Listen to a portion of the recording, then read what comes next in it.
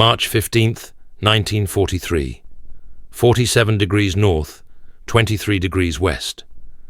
The North Atlantic stretched endlessly in every direction as I pressed my eye against the periscope lens, watching the convoy's silhouettes grow larger against the grey morning sky. 23 merchant vessels protected by 6 escorts, their smokestacks belching black clouds that betrayed their position from 30 kilometers away. In my leather-bound logbook, I recorded what would become one of the most significant entries of my naval career. What I witnessed in the coming months would fundamentally alter submarine warfare forever, though I couldn't have known it at the time. My name was Klaus Vber, and I served as watch officer aboard U-247, one of the Kriegsmarine's Type 6C submarines, prowling the Atlantic hunting grounds during the height of the Battle of the Atlantic. For 18 months, I had kept meticulous records of every patrol, every attack, every desperate escape from Allied destroyers. These diary entries, preserved through pure chance when our boat was captured in May 1944, would later provide historians with unprecedented insight into how a single weapon system transformed the underwater war. The mathematics of submarine warfare in early 1943 favored the hunter.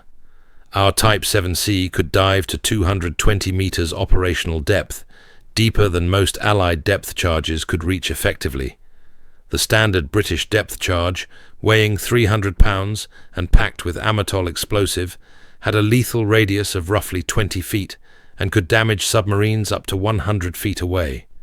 But these weapons fell in predictable patterns, usually dropped in clusters of 5 or 10 charges set to detonate at predetermined depths. We had learned to exploit every weakness in this system. When sonar detected the telltale splash of depth charges hitting the water above us, we would count the seconds, calculate the descent rate, and execute emergency maneuvers to escape the kill zone. The charges fell at approximately 10 feet per second, giving us precious time to alter course and depth. Most importantly, the attacking destroyer had to pass directly over our position to drop charges, losing sonar contact during the crucial moments of the attack run. This tactical dance had become routine by March 1943. Allied escorts would detect our presence, close to attack range, lose contact as they passed overhead, drop their charges in our estimated position, then circle back to re-establish sonar contact. During these attack runs, we enjoyed several minutes of invisibility while the destroyer's sonar was masked by its own engine noise and wake turbulence. The convoy I observed that March morning appeared no different from dozens of others we had stalked across the Atlantic shipping lanes. The escorts followed standard patterns, zigzagging at regular intervals, maintaining protective screens around the merchant vessels.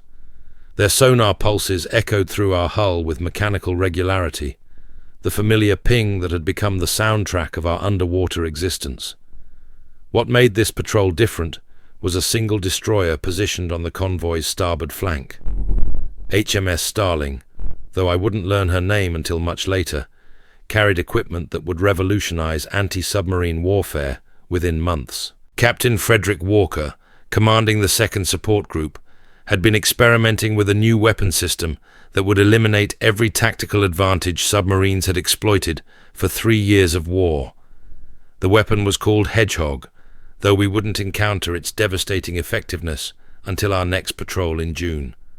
Unlike traditional depth charges that exploded at predetermined depths, whether they hit anything or not, Hedgehog fired a pattern of 24 contact-fused projectiles ahead of the attacking ship.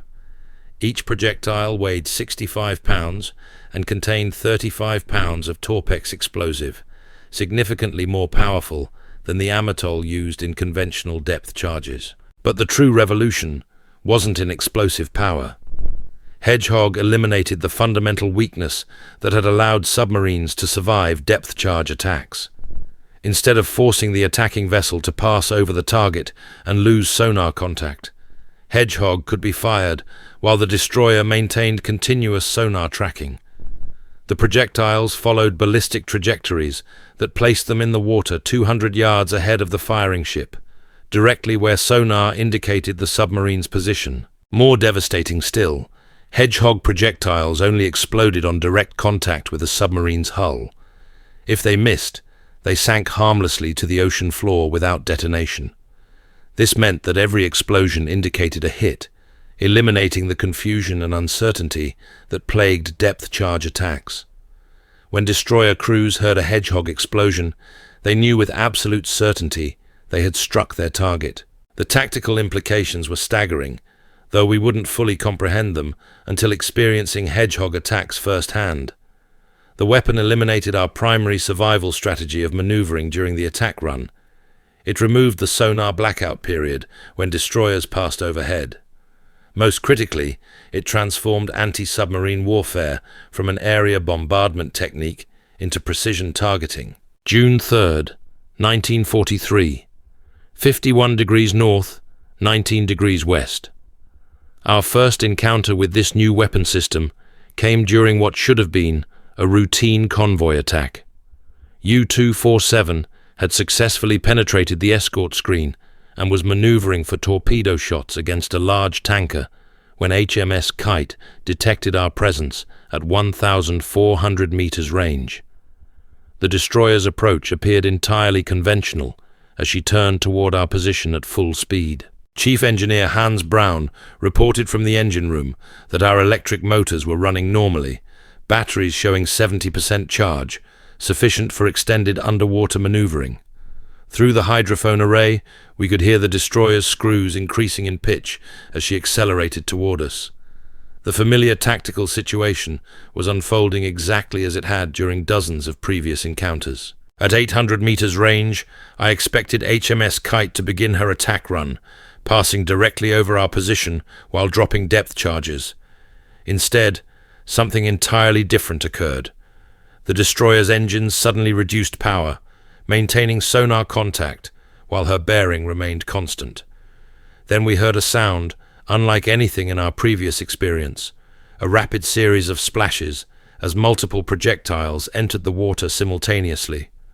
24 Hedgehog bombs were descending toward U-247's hull at that moment, though we had no understanding of what was happening above us.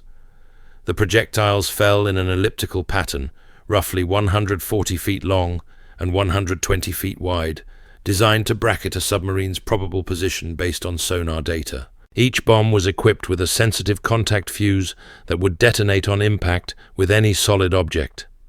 The first indication that this attack was fundamentally different came when we realized the destroyer had not lost sonar contact.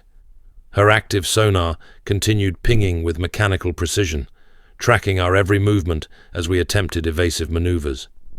Previous depth charge attacks had always included a period of sonar silence as the attacking vessel passed overhead, masking its own sensors with engine noise and wake turbulence. HMS Kite maintained perfect sonar contact throughout the attack, adjusting her aim based on real-time tracking data.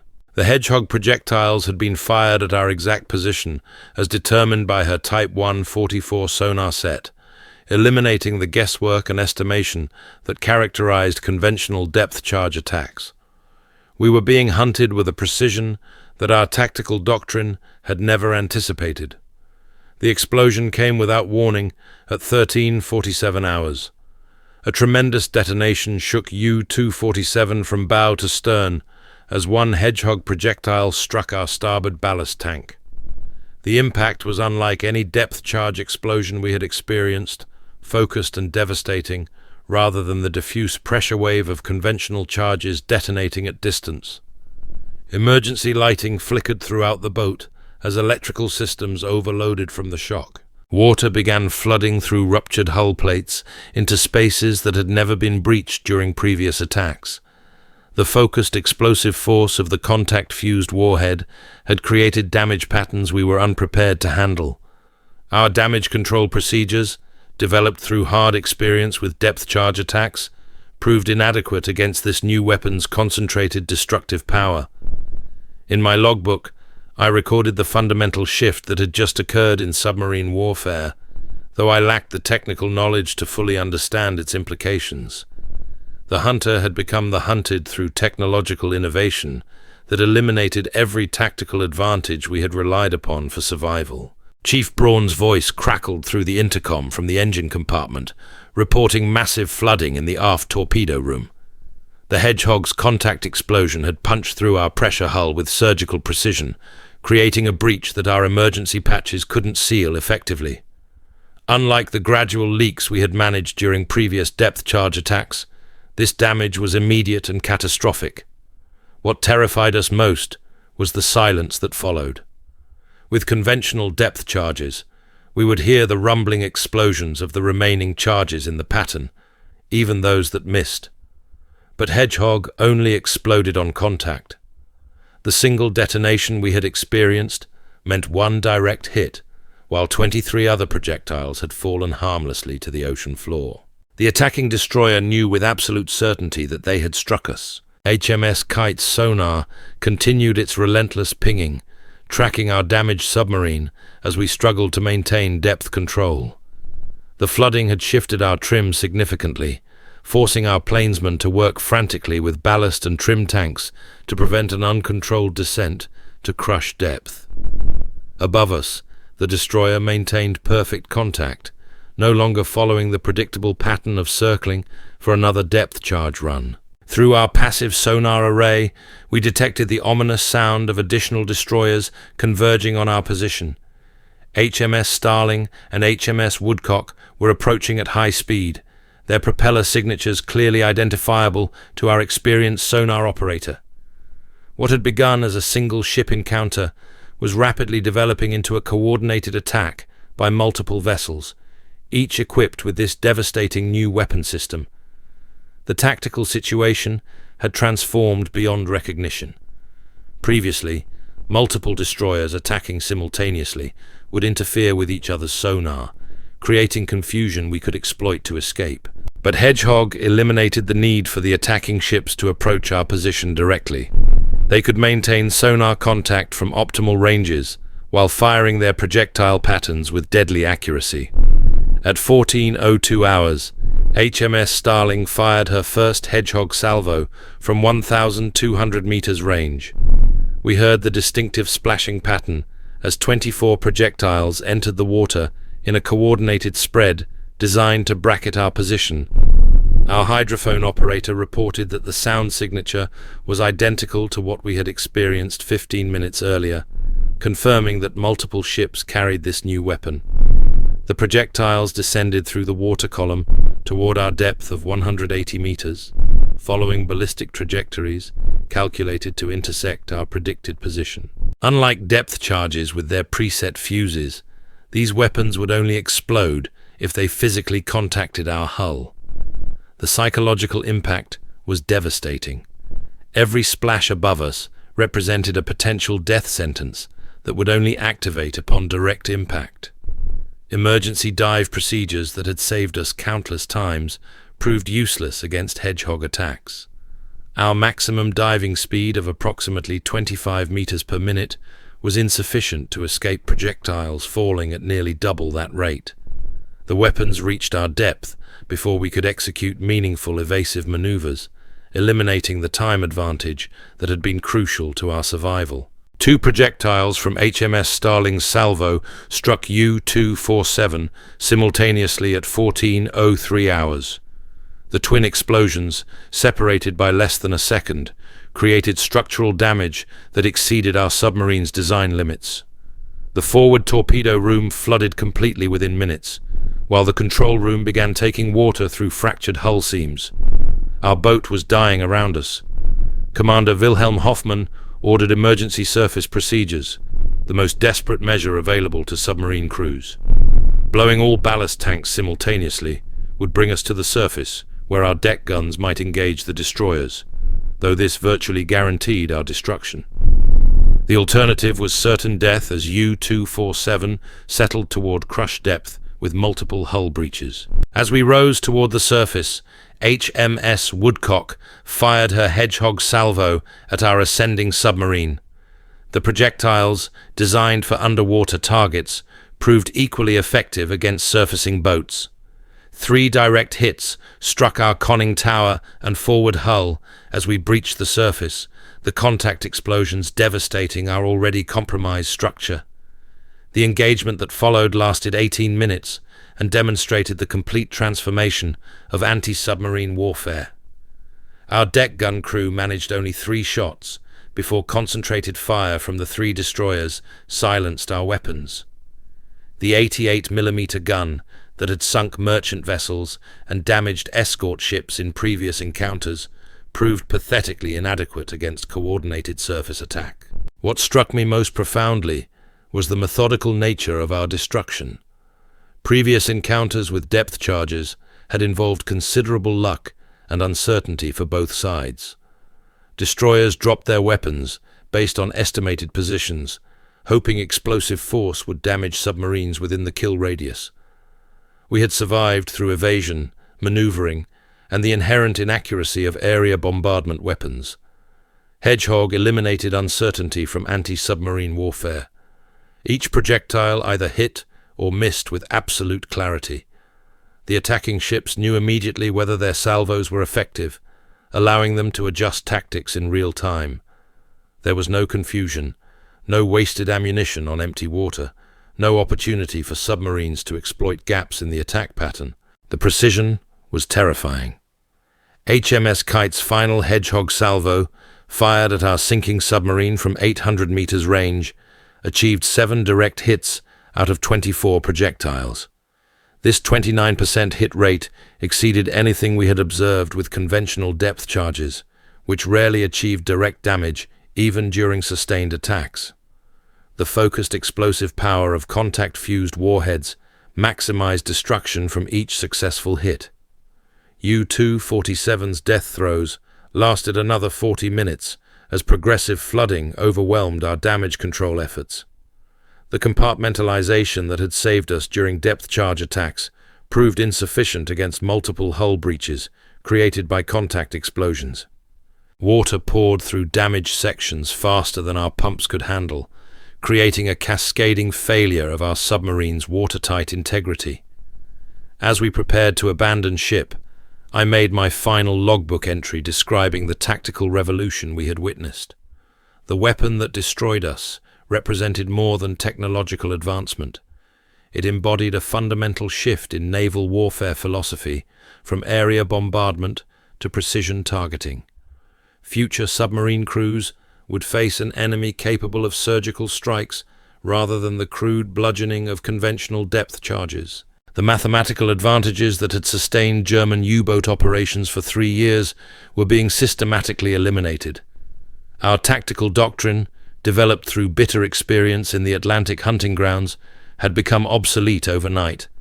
The deep diving capabilities, the evasive maneuvering, the exploitation of sonar dead zones during attack runs, all rendered meaningless by a weapon that struck with the precision of a rifle rather than the spread of a shotgun. The survivors of U-247 numbered 17 men out of our original crew of 44. As we floated in the frigid North Atlantic waters, clinging to debris and life preservers, I watched our submarine's final moments with a mixture of grief and professional fascination. The bow section, still partially above water, displayed the precise damage pattern that Hedgehog had inflicted. Instead of the broad denting and external scoring typical of depth charge attacks, we observed clean penetrations where contact-fused warheads had punched through our pressure hull with surgical accuracy. HMS Starling approached cautiously, her crew manning anti-aircraft guns in case we attempted some desperate final action. Captain Walker himself appeared at the bridge rail, studying our sinking boat with the intense focus of a scientist observing a crucial experiment. Later, during interrogation aboard the British destroyer, I learned that our encounter represented one of the first successful Hedgehog attacks against a German submarine. We had become unwilling test subjects in the weapon's operational evaluation. The British crew's behavior during our rescue revealed their own surprise at Hedgehog's devastating effectiveness. Petty Officer James Morrison, who helped pull me from the water, mentioned that previous anti-submarine attacks often required dozens of depth charges fired over several hours. Our destruction had required fewer than 75 Hedgehog projectiles fired in 4 salvos spanning 26 minutes. The efficiency was remarkable, even by the standards of those who had designed the weapon. During the 6 days we spent aboard HMS Starling before transfer to a prison ship, I observed the British crew's attitude toward their new weapon system.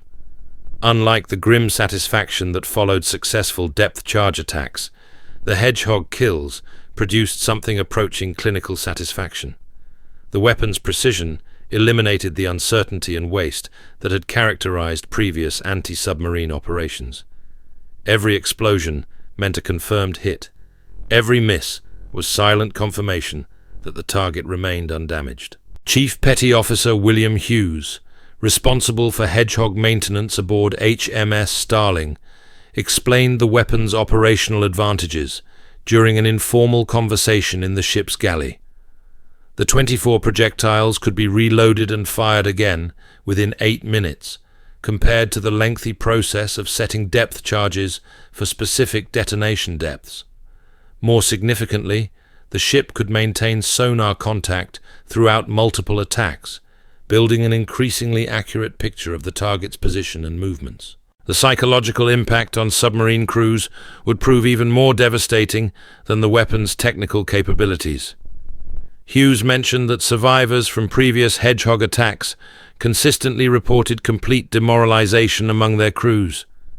The traditional submarine tactic of diving deep and maneuvering evasively had become suicidal against a weapon that struck with increasing accuracy as range decreased. Every defensive measure we had developed actually improved the enemy's targeting solution.